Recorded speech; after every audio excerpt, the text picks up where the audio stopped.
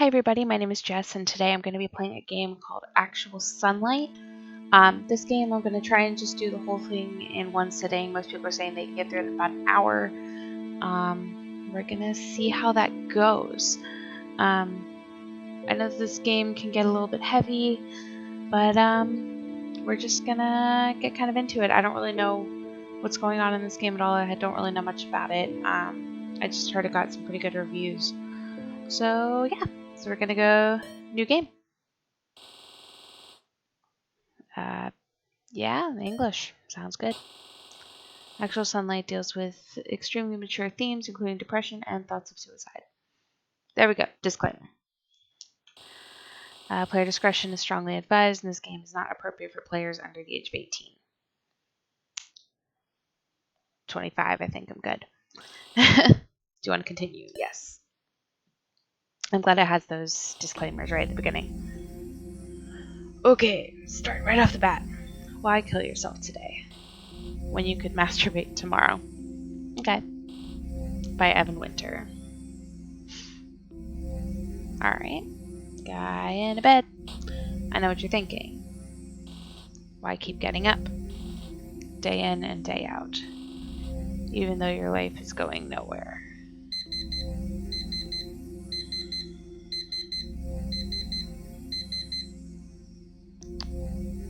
Cool. Feel that, dude? No raises. No promotions. No hope. No future. And let's face it, no love.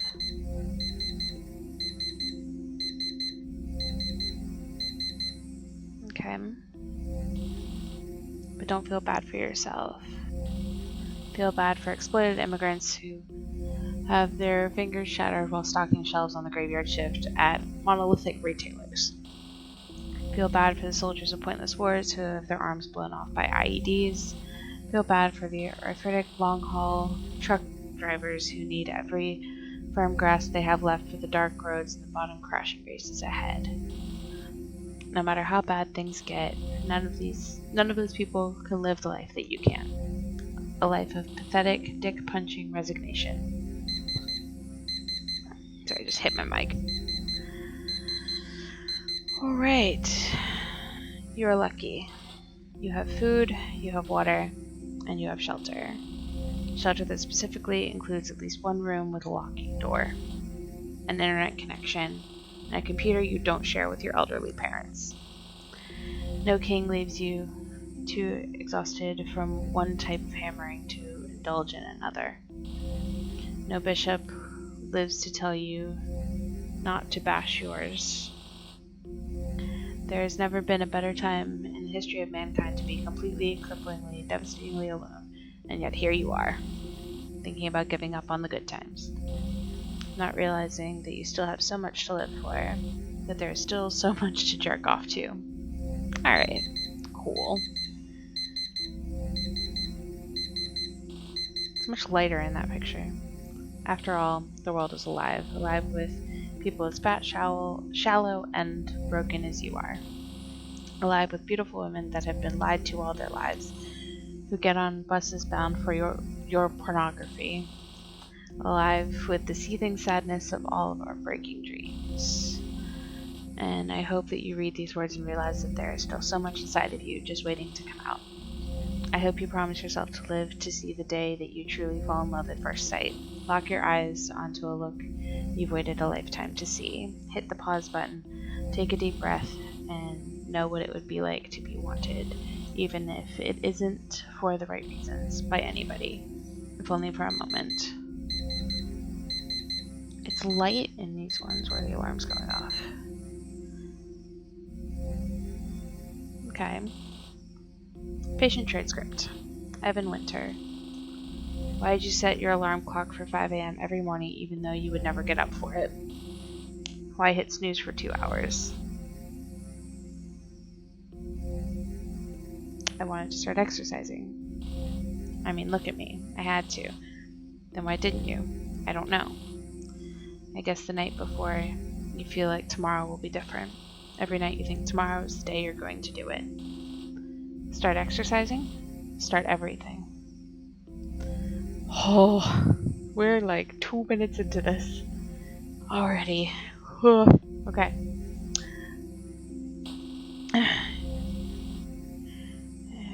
Use arrow keys to move, Z to interact, X to save and quit, and F4 to toggle full screen. Oh!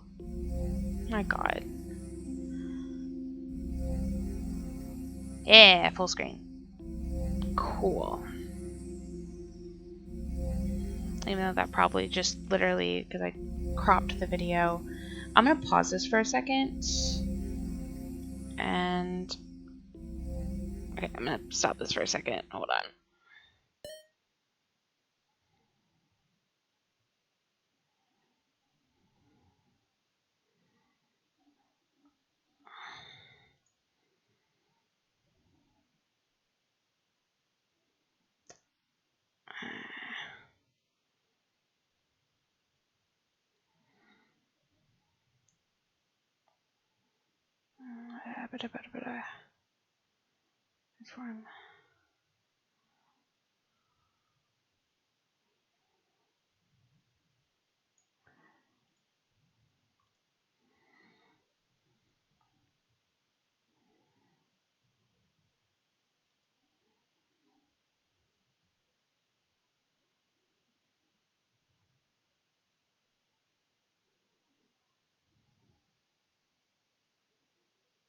Okay. Apparently that didn't actually... okay. That's fine. Alright, we're going F4. Okay, cool. Okay, so I just adjusted a thing because I didn't know how to toggle full screen. There wasn't any kind of thing. Okay, so arrow keys to move, Z to interact. Assembly instructions, Sawdust Dresser by Evan Winter. 1. Attempt to open box. Failed to do so. And rip corrugated cardboard into pieces until dresser parts are exposed. 2. Consider insistence of two-person assembly to be a personal indictment of character and discrimination towards sad loners. Mutter homophobic indignities about uppity Scandinavians and their perfect little shoebox existences. 3. Figure out that assembly of dresser will require actual tools and not just syringe-thin Allen key. Run downstairs to a convenience store that thrives on overpriced sundries for emasculate condominium man-children. Buy knockoff Chinese screwdrivers for 3 times normal retail price. 4. Assemble dresser. Periodically stopping to drink alone and stretch out re-aggravated lower back injuries. Screw up assembly at the very end, such that dresser looks completely fine. But the drawers are fixed in place and do not actually open. Turn structure around completely, exposing open rear side of dresser, and remove top drawer entirely, rendering entire dresser as giant open hole. Realize that nobody will probably ever see how fucked up this is. That wouldn't be a criteria if any girl was actually willing to come here in the first place. And that you're probably just going to leave all of your clothes hanging over furniture or stuck in the dryer anyways. Live with it. Alright. E-reader. An e-reader. Definitely obsolete by now. Creative Writing 497Y, University of Toronto. Instructor, Evan Winter. First day lecture, notes. The first thing you should know about being a writer is that it will turn you into a person who will find every excuse not to write. In fact, like many things in life, the more you want it to happen, the stupider about it you will get. A lot of people will never relate to this. A lot of people don't know what it's like to badly want something and that very few people will ever get to have. And I'm not talking about money or fame, obviously. Everybody wants that. I'm talking about the deeply felt desire to say something that is painful in a way that is both beautiful and true. But without discipline, this desire will melt you into a crazy, miserable shithead. I'll give you an example. I remember when I decided that enough was enough and that I was finally going to get serious about becoming an author. I went straight to the nearest bookstore to buy every book about writing that I could get my hands on. I was prepared to do anything, absolutely anything, except actually sit down and write. There were so many books that I felt I had to read before I could attempt to write anything that I bought a $300 e-reader instead of trying to carry them all home. Of course, I also planned to actually read all of the books that I had supposedly read in school. That e-reader sat on my nightstand and collected dust for years. Dude, man. Laptop. Oh, good God. Review. Awake. The Something Awful Forums by Redwinter47. I'm posting this review because I think the community that has built up around this game is nothing but a moronic circle jerk. People have taken the fact that it has some false sliver of artistic credibility and blown it out to ridiculousness as a way of feeling better about something that we all know is true about video games.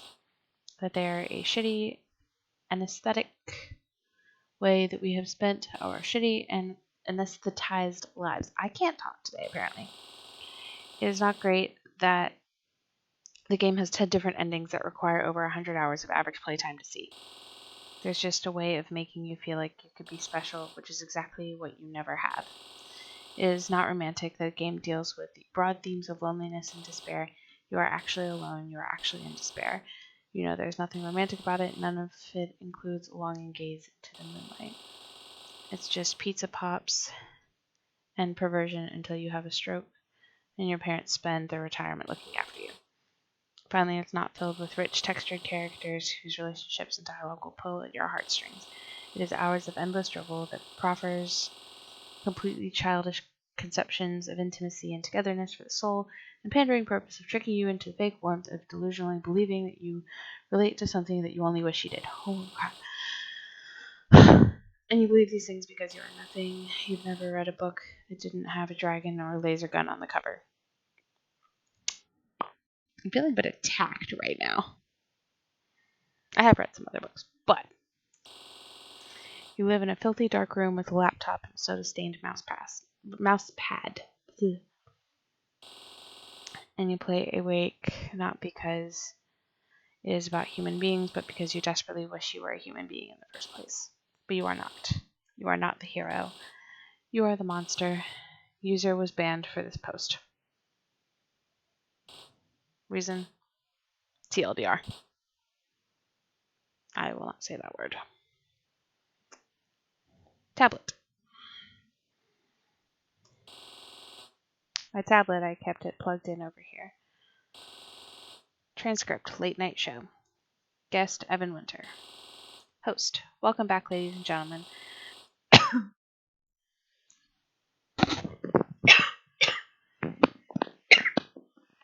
Oh, sorry about that. We're talking to author and comedian Evan Winter about his breakout success. Now, we don't have too many writers on the show, but what do you think has become a bit different about your life since all this happened? Well, I used to sleep with a tablet. What exactly do you mean by sleep with? As in, you would hold it close? Well, it wasn't that intimate. But spreading out with it was definitely the only reason I actually needed a queen-size bed. Right. So now you would presumably sleep with women? Yes, women. Definitely women. I mean, not every night, but a normal amount, a regular amount. Exactly. I'm a normal person now, and I'm good with that. You know, you sound like you're already married. I would love to get married. Marriage works. People always seem to think I wouldn't be up for it. But I totally am. Maybe it was all that sleeping with a tablet.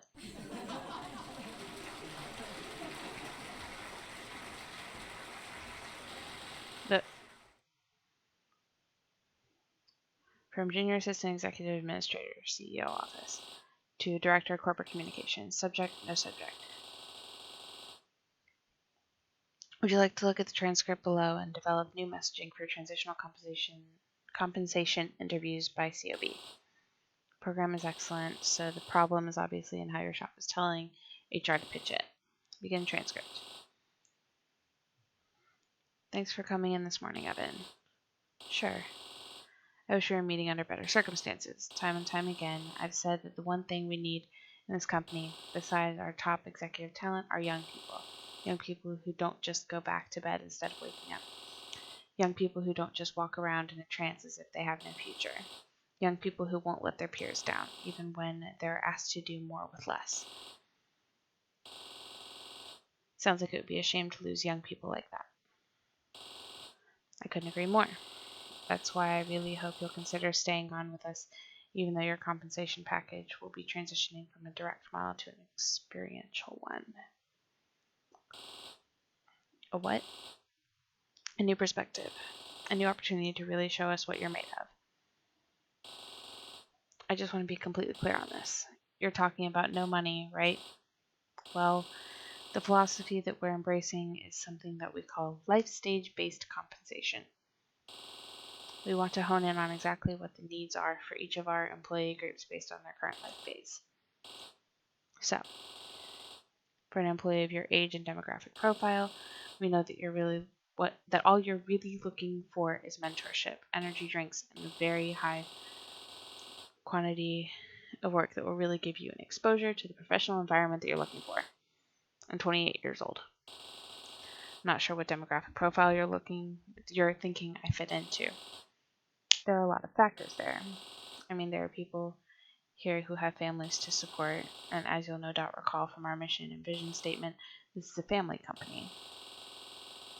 Oh, I have such feelings about this. Okay. I watched 3 people who I know have young children leave here with boxes this morning. That's exactly why they were simply released. It would have been irresponsible of us to offer them a transitional opportunity. We care enough to get them out of here and back to the search for a paying position as quickly as possible. They have people who need them. Do you?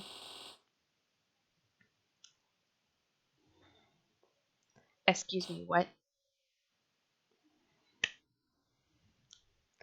Oh, God. Okay, sorry. That makes me angry. Just because of the industry that I work in, that's... Okay. I'm 25 and an apprentice right now, so, I feel this on a very deep level.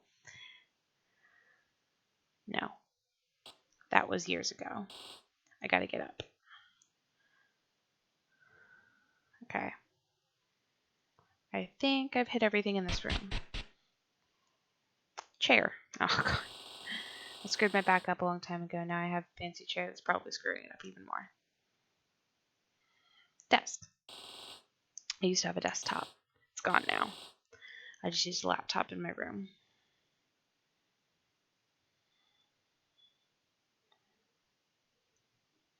TV. No cable. I tried an antenna, but all it picked up was static and infomercials. Still, I'm sure they're charging me for it somehow. Gaming console. This is the only reason I even own a TV. Me. But video games and Netflix. About it. Well, it's also because, I can't hook up cable, or it's a whole situation. Also, I never grew up having cable TV, so that wasn't, a huge deal for me. Sink. Sort of use this as a de facto garbage bin for anything that won't actually rot. It's full of plastic bags at the moment. Stove. Never used this. Fridge. I'll take a shower first. Okay. Go in here. Sink. Patient transcript. Evan Winter. What is your earliest memory of disliking yourself? When I was 15 or 16, I shaved for the first time. Immediately, my skin had a vicious reaction to it. Red everywhere. My neck and jawline were completely covered in huge bumps and rashes. I didn't come out of my room for hours. I hate looking in mirrors or being in pictures to this day. Are you sure it wasn't just poor technique? People always ask that, or at least look like they're thinking it. But no, I tried everything. It's like a piano wire stabbing your face out from the inside, and it survives beyond every four-figure shotgun solution in existence. And what happened after you came out? Nothing really, but I knew what it meant. This was high school. You saw those kids with horrifically scarring acne, and it isn't like this looked any better. From then on, I knew I was going to be one of those guys that girls look away from for the rest of my life. That would be a very painful thing to believe. I guess it was the first time that I realized that you could just get dealt a shitty hand, that there could be something wrong with you, and that no matter what, you would never be able to do anything about it. In a way, I think you were lucky to get as far as you did without learning that. I think of all the reasons in the world you could have learned that sooner. Reasons that could have been much worse. I don't really know what to say about that. You only live life as yourself. This place may be disorganized, but there are some things you just gotta keep clean. Take a shower? Sure. Why not? Patient transcript, Evan Winter. Do you ever have suicidal thoughts? What, you mean right now? Are you implying there are situations where you ordinarily would? I don't know. A decision like that seems like more responsibility than I could ever take for myself. Sometimes I'll stay in the shower for a long time, slowly turning up the temperature of water until it hurts. Eventually, my body seems to adjust to the pain, and I turn it up again and again, until it hurts so much that I can't go any further. And you think about killing yourself in this way? By burning yourself? I'm not saying that I think this is what suicide is. I just think it's what suicide is like. So you think about suicide more than you have any specific plans to commit suicide yourself.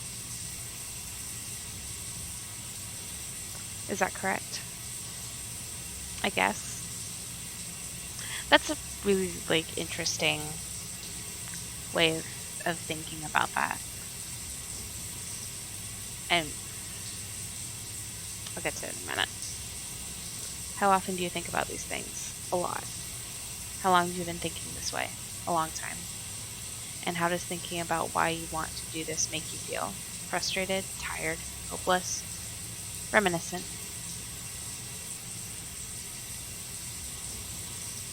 Go to the roof of the building and jump off.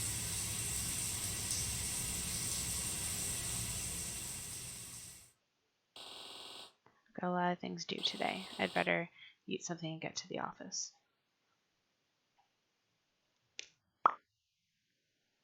That's a really interesting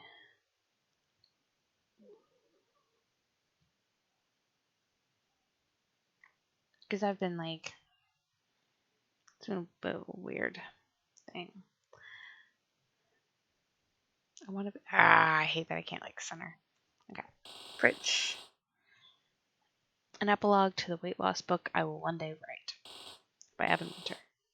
Before I wrote this book, I had reached a point in my life where all I ever thought about was food. My life went from joking that nothing but pizza would give me relief to a life in which it was actually true. Do you know what it's like to wake up in the morning knowing that eating something terrible is the only happy thing that's going to happen to you all day? You kill yourself at some horrific job that you're lucky to have, and when it's all over, all you want to do is forget about it. People say you could stop, but you're so huge by now you realize you would have to stop for years and years on end, and that even then you still might not be good enough for anything or anyone. And by the time you do it, who can even say if anyone will be left? Still, you make a few attempts over the years because part of you thinks you would be a completely normal person if your weight didn't disqualify you from being one in the first place. Sometimes it even goes well, but in the end, you're still miles behind, and that one shitty, feel-good thing you've always had starts calling you. It's calling you when you realize that she isn't interested. It's calling you when you're out with people who don't have to live this way just to be normal. It's calling you when you go out to eat with your parents and you realize what a disappointment you are to them, what a waste of all that energy you are. All the time it's calling you. Ooh.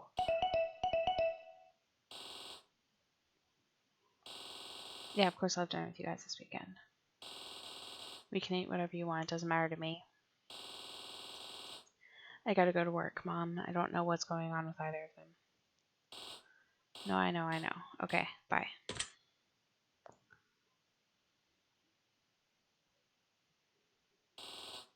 Don't go to the roof. Oh, gosh. Okay. I thought I had something to eat here, but I guess not. I'll get something on the way. I just want to talk about the past couple minutes before I move on. The idea of thinking about the concept of suicide, but not having any plans to do it. It's just kind of I relate to it because I mean I've been suicidal in the past, and sometimes like now, like even just a couple weeks ago, just kind of thinking about conceptually um about it is just it's a very weird experience. um just That's okay. Yes, I'll leave the apartment. Yes, I will save my game. Okay. Ooh, elevator. Oh god, you can go ahead to the roof. Street. We're gonna keep going.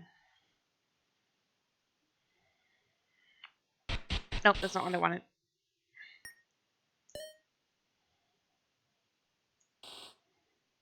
Back to the street. Okay. Student. Please read this if you are a young person. By Will O'Neill. If I have any fear about putting this project out, it's that somebody who is in the midst of a difficult time growing up will see this game and think that it applies to them. I'm not going to say that I was not a lot like you. I probably was. I've struggled with feelings of anger and depression since I was very young, no more than 12 or 13 years old. I don't need to get into what the problems both causing and caused by this were and still are. I think the things that happen in this game make them pretty clear. It's also pretty clear where all of this is headed. But listen, the fact that you are young means in and of itself you still have a lot of time to change things. That doesn't mean you're going to get everything you want. But I promise that you can do a lot better than you will if you give yourself over to despair. It's when you get into your late 20s and early 30s, like the protagonist in this game, and like me, that a lot of the choices you made earlier can start to come seriously into play. A lot of doors can begin to close, a lot of things start to go on without you. I've been the way I am my entire life. But let me tell you something. It's different now, and I'm seeing more and more how things will only get even more difficult over even more time. In the end, that's what this game is about, an end game. Somebody whose pain has slowly risen in excess of their ability to deal with it. Somebody whose options have become totally disconnected from fantasies and regrets that they can't turn away from. This game is not a game, it's a portrait. I've created it to document something that I think is human and beautiful and real. And if you appreciate that, great. That's what art is. But don't get it twisted. It's about a 30-something corporate dead-ender with no youthful energy, no people his own age who haven't moved on in life that he can turn to, and no time or money left to change or undo any of those things. I don't care how fucked up you think your life is. If you aren't at least 25, that ain't you. Fuck. Cool. So don't you fucking dare.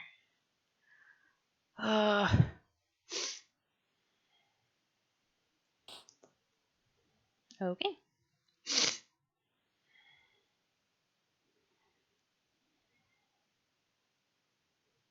Okay, you're not meant to be interacted with.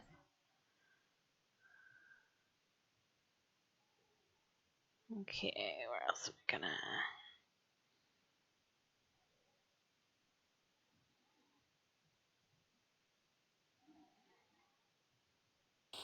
Ah.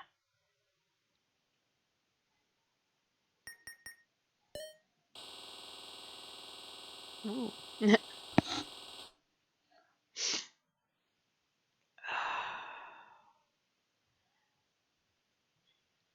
Credit card balance. Yeah. Feel that.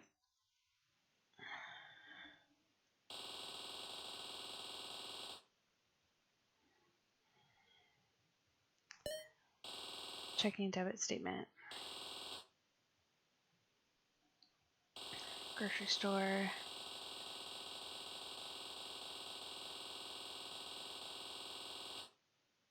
It seems like me. I spent $200 at the grocery store and then never cook anything.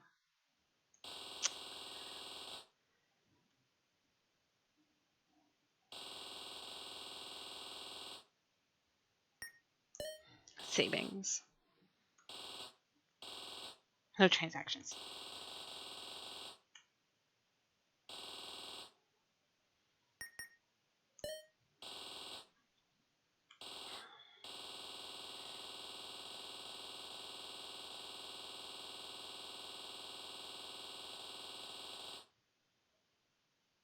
I'm kind of feeling personally attacked right now.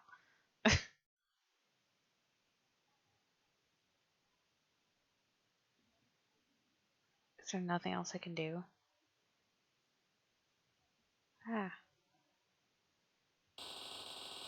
My career passion is not to be stabbed by a homeless guy by Evan Winter, uncertified life coach. When you sit down to do your daily 1 hour personal career goal, timeout focus affirmation session, what amps you to the max? What motivates and engages you to take it to the next level? I mean, we'd all like to imagine the possibility of prosperity for everyone, or at least every one of our ethnicity with a similar educational background, but some people are winners, whereas others are merely honest. In the past, it was relevant for people to look at their professional arc a lot differently. What's your 5 year plan? What's your 10-year plan?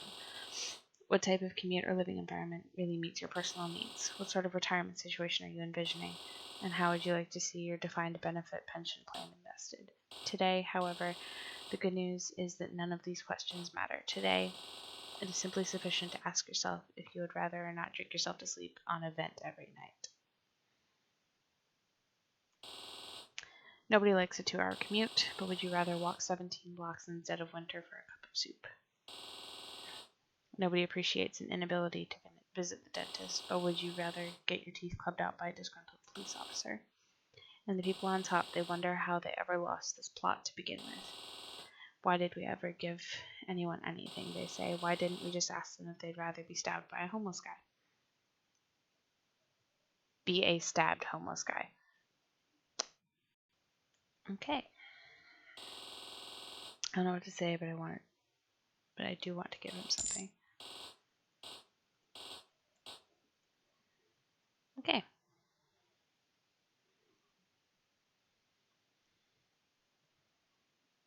Kid.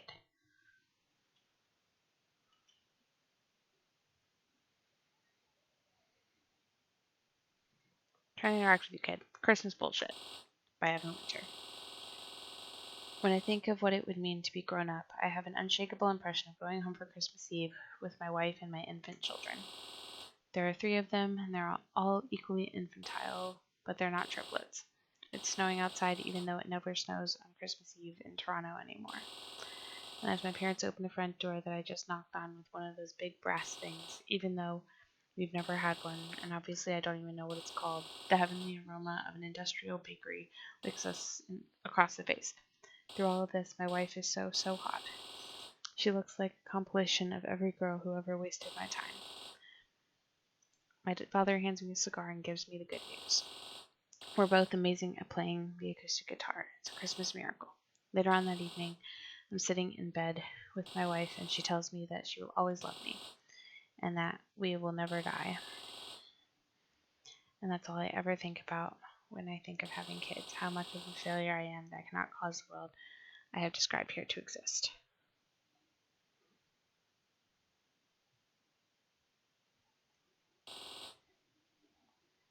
Okay.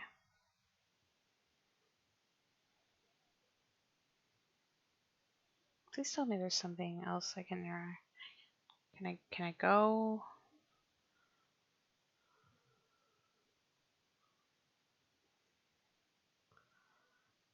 I really don't want to go back inside.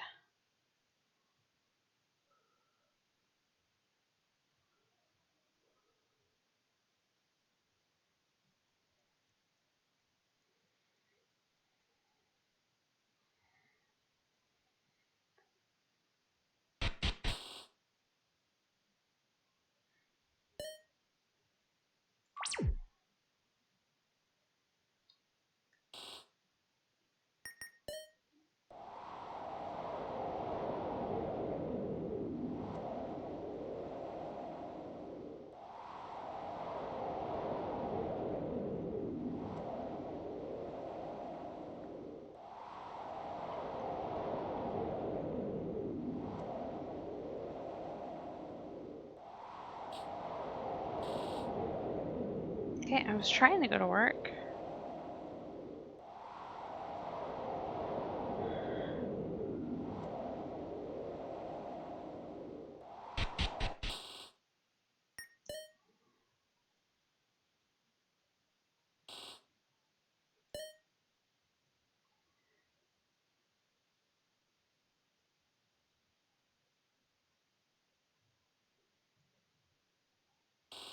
Ah.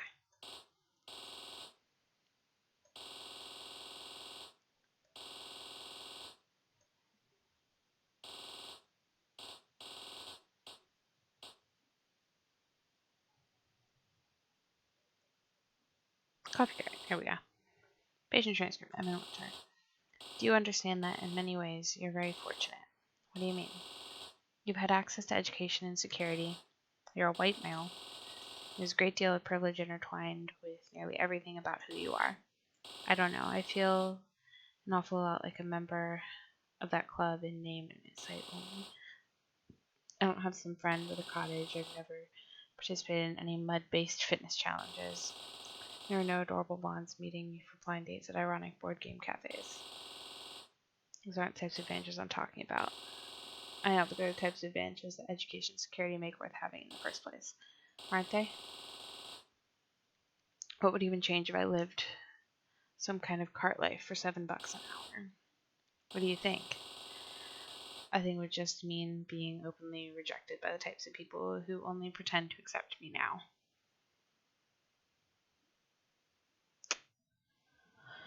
I'm feeling personally attacked by this game. Oh my god. And that isn't worth something. All I'm talking about is being something but not being part of it. Wow.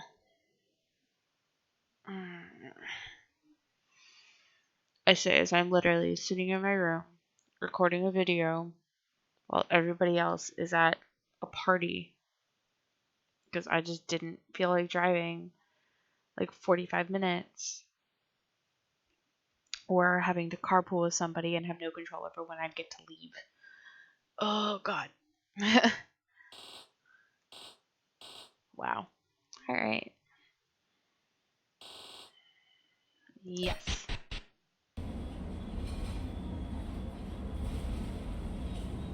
Stranger.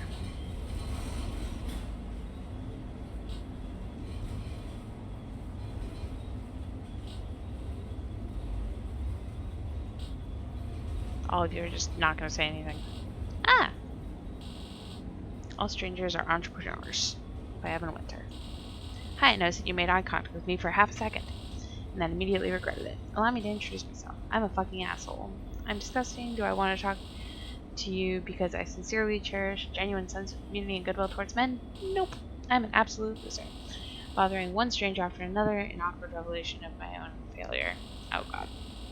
I'm looking for somebody to become my downline in a multi-level marketing scheme. I think you ought to change religions. I'm one of those charity people who used to wear an apron so people would know to avoid me. I want to ask you out to coffee. Rub your shoulders below the dirty sleeves of my jean jacket and infect your pores. And then try to have sex with you before you realize that I'm unemployed. I am that legitimately horrible and sad person that you could one day be like, that one dumb story happened to. The one who got a DUI. And then they found weed in my car. plus the money I stole from work. My family is dead and I have no friends and I'm desperate for anybody to talk to, even though I have nothing to say and I know that nobody likes me. Or maybe you would like me, but you don't want to know. I'm that weird, bitter asshole who barks at cashiers and hits on waitresses and holds up the universe. But I am a human being and there is nothing I can do to make God stop loving me. Everywhere I go, I tell a few people who could barely stand me the same exact thing, that everyone is just way too uptight about talking to strangers, even though I'm exactly the reason that absolutely nobody wants to.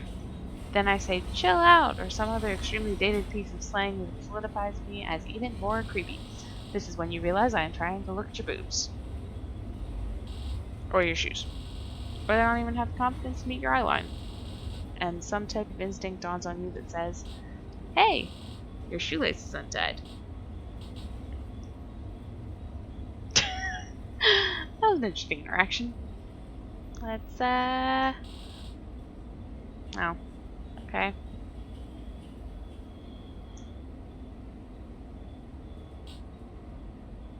I'm gonna do it again. I don't know why I'm doing it again.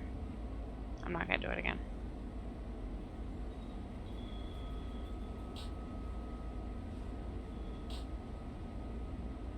Nothing to do. Literally nothing.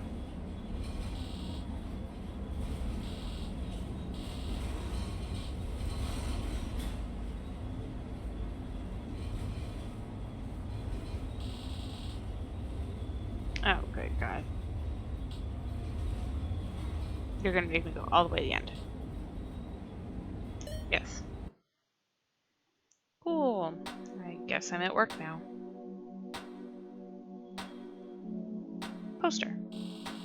This is a poster with an internet meme from 2 or 3 years ago. I think the guys put up to make us seem tech savvy, but all it really signals is the fact that we don't know when something is over. Sofa. This is a couch for guests and clients to sit on while they wait to see somebody. It's the only well-kept piece of furniture in the office. Ah, plant. A real plant. The one in the back is fake.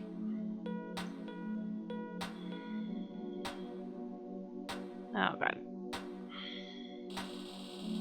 There's much to say about what I do for a living. We're just like everybody else. Do we work in marketing, in finance, for the government, for the people, for good, for evil?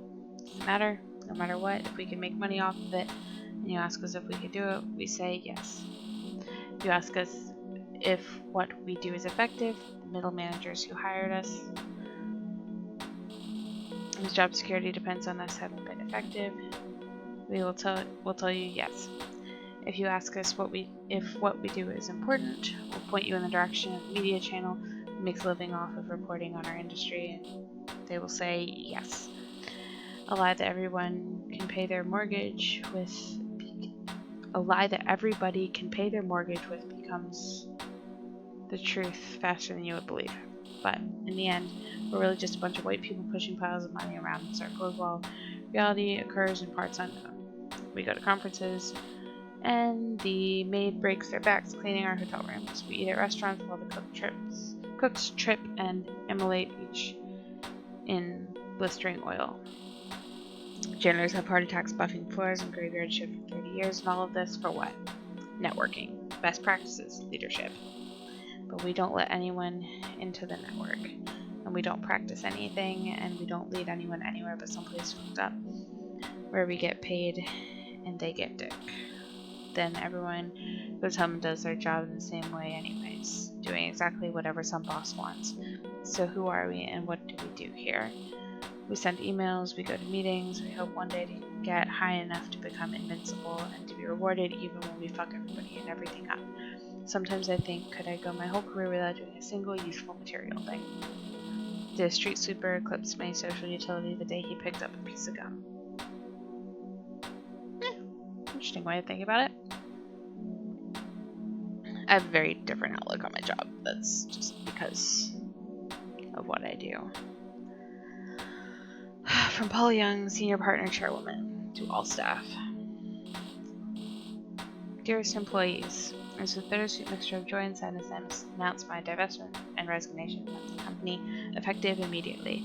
While I would have preferred to be available to help with the numerous surprise obstacles that this will present, the timing of my departure coincided coincided with existing travel plans that could not have been changed without putting my elite passenger status on Air Canada at risk. When I began my career as an employee at an agency similar to ours over 15 years ago, things were much more difficult. All of my peers seemed to question my opinions, dismiss my ideas, and even make faces at me as if I was some kind of stupid idiot. For me, the meaning of this was clear. I was much more capable, creative, and out of the box than everybody around me.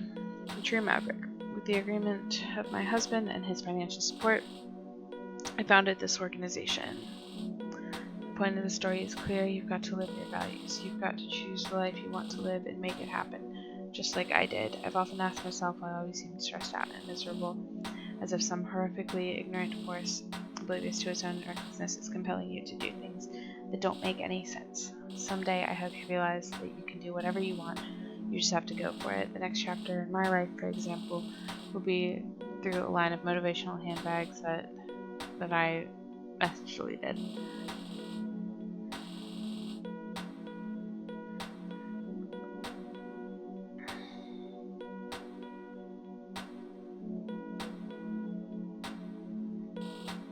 This is Russell. He's like a less successful version of my brother, whereas my brother gets paid in. I hire all the lawyers and cuts in the world. Russell is mastered. I am tired. Limited middle class version of this. Little shithead. He works from home so much that he doesn't even bother having a desk anymore.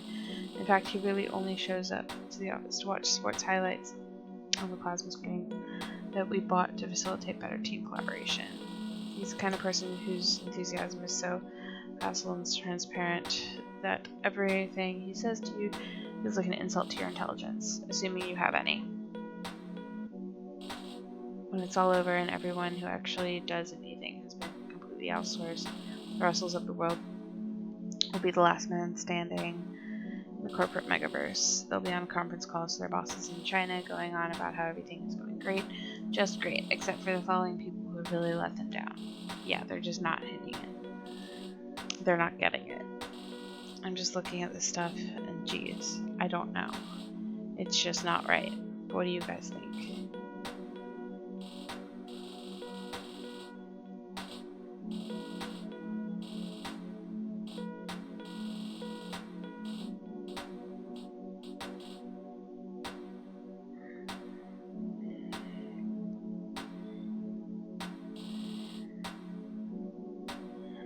From Roy Parsons, President and CEO. Vacation alert. I'll be out of the office this week, Monday through Thursday inclusive. If you're writing about the numerous large projects that are key to the proposed due on Friday afternoon, please note that my calendar on Friday morning is limited due to a networking jog/brunch. If you're a client, please rest assured that I will cursorily review your work 10 minutes before you are supposed to have it. Blame others for my total lack of context regarding what even is, and then ask that it be completely restarted and refinished in a matter of hours, regardless of the merit or necessity of my proposed improvements to it. I bought my job, and I am a clown.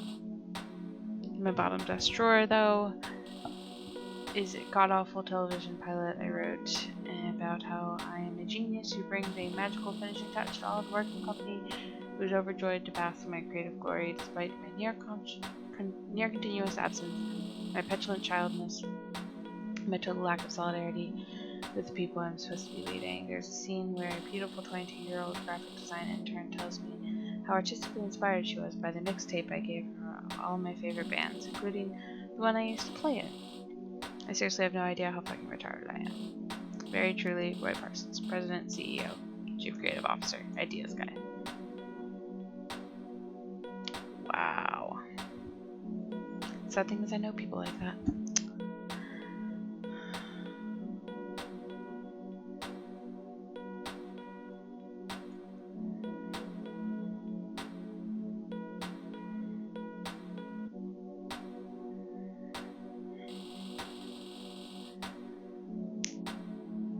Well-informed and worthwhile opinions that fill the trash cans of agencies around the world by Evan Winter.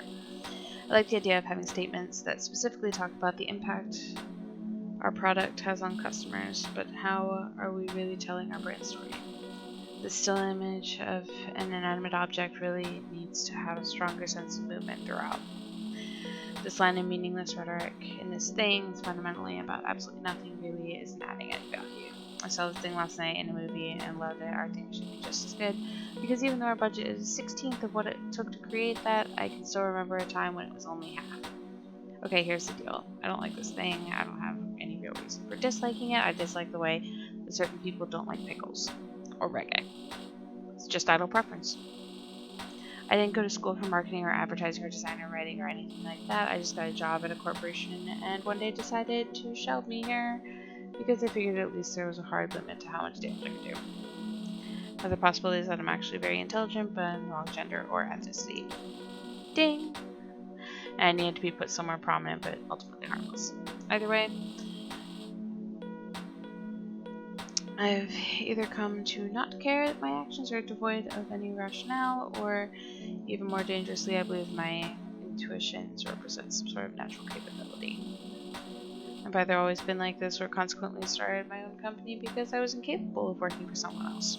Or it happened to me after being promoted to a high level, or to a level high enough that people just stopped bothering to disagree with you. So I'm not sure about the blue.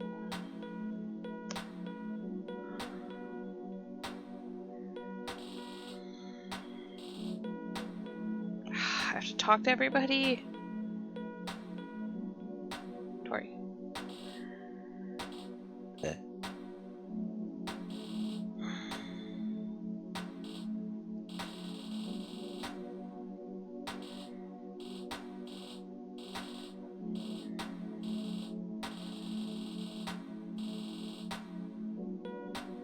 Sorry, I wasn't reading this.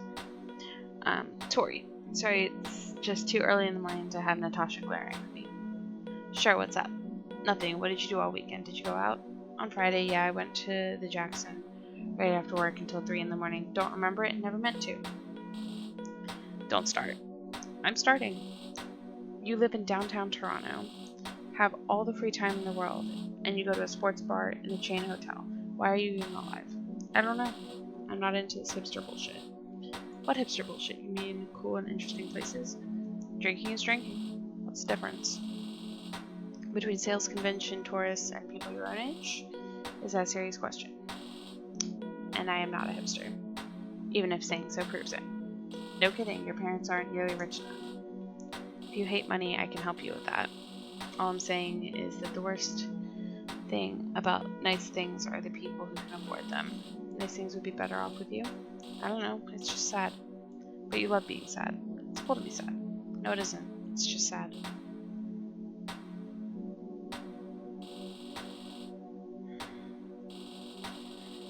I mean, I'm a little surprised you aren't out there going out with all kinds of chicks. Well, for a long time, women really only hurt me. I mean, it wasn't their fault at all. It was really just a natural outcome of somebody who looks like me being interested in them. You weren't doing too well, huh? You have to understand what it does to a person to warp that emotion for so long. To turn something that is supposed to be beautiful into nothing but a signal of imminent misery.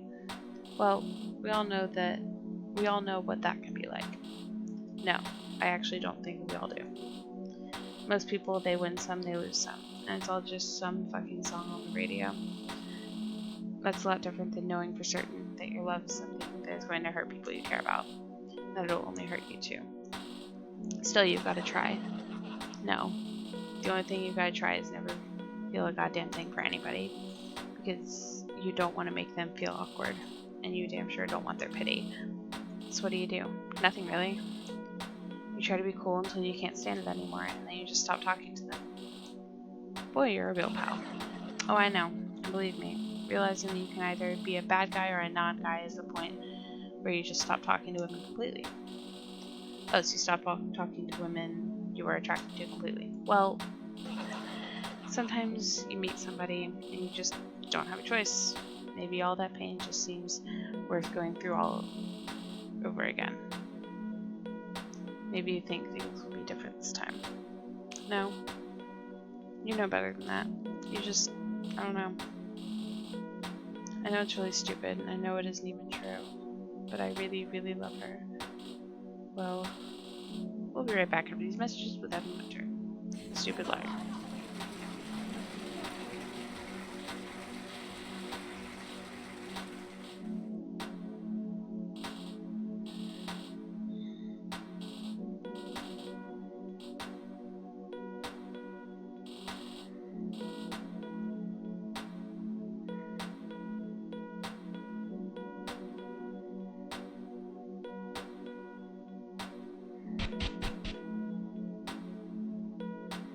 Nope, not what I wanted to do. Yeah, back. Jackie. There's somebody I work with. She's sick. It's the kind of sick that doesn't quite get you on disability. It just fucks with you dead in the middle of being able to have a job. But not able to be any good at it. She misses a lot of work for medical appointments. Is that still what you're calling them? All I've ever seen is somebody wait for 2 hours, wait another 6 hours for a test, and then wait another 3 hours to find out it was inconclusive. Where's the medicine? Where's the appointment? You're upset about this. Most people are upset about this. No, I mean you're upset about it in a way that you usually aren't. You care about this person. And the story isn't noise. It's different. You were there. She was alone. I was around. Do you really feel that way about it? I was in a situation where refusing to help somebody would have made me very bad. That doesn't make me very good. The last thing I want is to end up even more involved in it. Right, except now you know that it might matter if you aren't.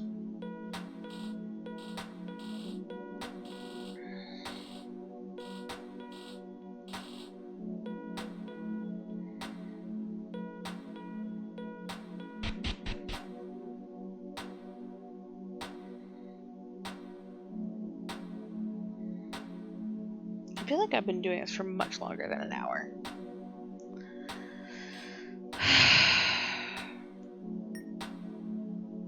Alright, I'm actually getting really tired.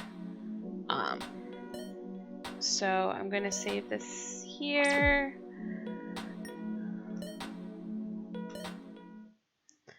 Okay, so far I'm feeling very personally attacked. And, hold on 1 second. Let me just turn that down a little bit. Feeling a little attacked. I'm definitely relating to a lot of these things. Not so much about like the work and the corporate kind of stuff, because that's not the type of job that I work in. It's not the industry I work in. But the thing about, the kind of like, oh, you're just gonna be working for experience. That's something that is really, really prevalent in the industry that I work in. That people are just like, oh, well, for us, it's not as much like you're just working for experience, but it's like you're working for no money, for practically no money. Like here, you have enough money to buy food. We'll give you housing, and your housing, even though you're, in your mid-20s, is you're going to be sharing a room. And these are people that you work with all day, and you live with them, and you're several hundred miles away from your family and all of your friends everywhere, where you grew up and where you were, and you don't have anybody here. So, the only people you're going to ever have time to even interact with are the people you work with every day, and then you just kind of hide in your room all day. Hi, that's me. I mean, I do love my job, and I do love I love what I do, but it's very frustrating. It's very frustrating sometimes where it's like I just want to interact with people that I don't have to see every day, that I don't work with and live with, and it's a very frustrating thing. But so I don't deal with like the corporate side of things. I mean, like, wow. And kind of talking about how kind of that feeling of worthlessness of the why do you set your alarm for 5 a.m. and then hit snooze for 2 hours? Um, because because you think that the next day is going to be the day where you start doing the things you want to do, and that's a very real thing. Um, it's a very real thing where you're just. Do you know how often I hit snooze because I'm like, you know what, I'm gonna get up with enough time to take a shower, with enough time to eat breakfast, um, with enough time to just kind of chill out and kind of like fully wake up before walking to work. Um, like it's just and then you end up being like, oh, I'm gonna get up 10 minutes before work starts. Cool. Throw some clothes on and go to work. But you set your alarm an hour before you need to be at work, and you're just like, you can't be bothered. But you keep being optimistic that like, oh, maybe tomorrow I'll actually start doing it. Maybe tomorrow I'll actually start getting up in the morning to take a shower. It's things like that, and you know that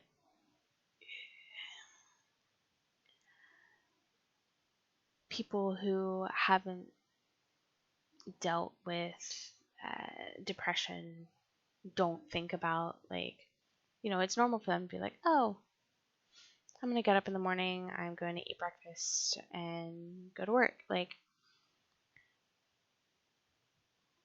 And some days it's like, oh, I'm just not a morning person, and I'm just, once in a while you're just like, no, I'm going to sleep in a little bit. This is like I have this plan, I'm going to do it. And then in the morning you wake up, like that alarm goes off and you're just like, I should get up. Like I need to, like I promised myself I was going to do it, but you just can't physically move to get yourself up, to actually do it. Actually, like it's such a weird thing. It's hard to explain that you're just literally I'll spend my mornings half an hour just laying there like I need to get up. I need to get up. I need to put clothes on. I need to go eat breakfast. I need to do something. I need to get up. I need to take a shower. And you just are like, I can't. You just physically cannot find the energy to sit up and get up and go eat breakfast. And then like an hour into work, you're like, I'm starving. And it's just you do the same thing every day. But every night when you go to bed and you set that alarm, you're just like, this is gonna be, I'm gonna do it. I'm gonna get up on time. I'm gonna get up when the alarm goes off. And you just don't, and you keep repeating that same thing day in, day out. And it's that little bit there of like, why do you set your alarm for 5 a.m. if you know you're not going to get up? Because one day, I think tomorrow I'll start.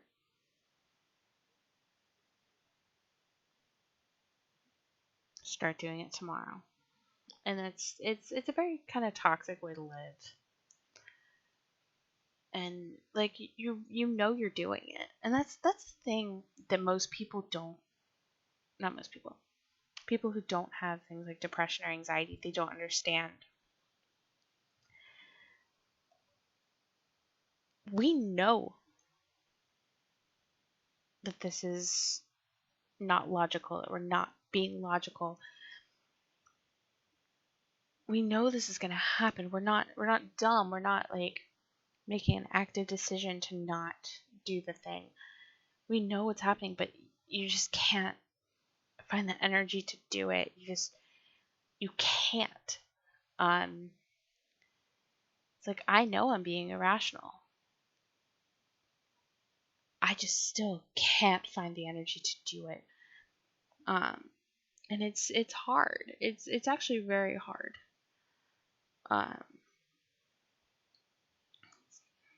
Ridiculous. You just keep having it's like I'm gonna do it, and then you don't, and then you hate yourself for it, and it's like I'm terrible, I'm a horrible person that I can't do it, and then you see other people who are able to get up and go eat breakfast and take a shower in the morning before work, and you feel so terrible that you just can't, and then the one morning where you're just like, where you do like you'll actually get up, get out of bed, put clothes on as soon as the alarm rings, and then you're just like, I could go get breakfast, or I could crawl back into bed, because what's the point? And that's such a hard thing to get out of.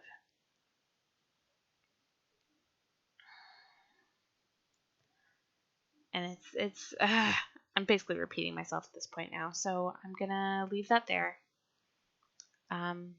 It's a very interesting story, and I do want to finish it, but I'm getting very tired right now. It's it's almost midnight, and even though I slept until like noon today, it is almost midnight, and I need to get used to getting up earlier again. And I have a lot of stuff to do tomorrow, so I need to get up kind of early. So I will leave this here, and I will talk to you guys soon. And if you like this video, go ahead and hit the like button. And if you want to see more of what I'm up to, go ahead and hit subscribe. And yeah, I will see you guys soon. Bye.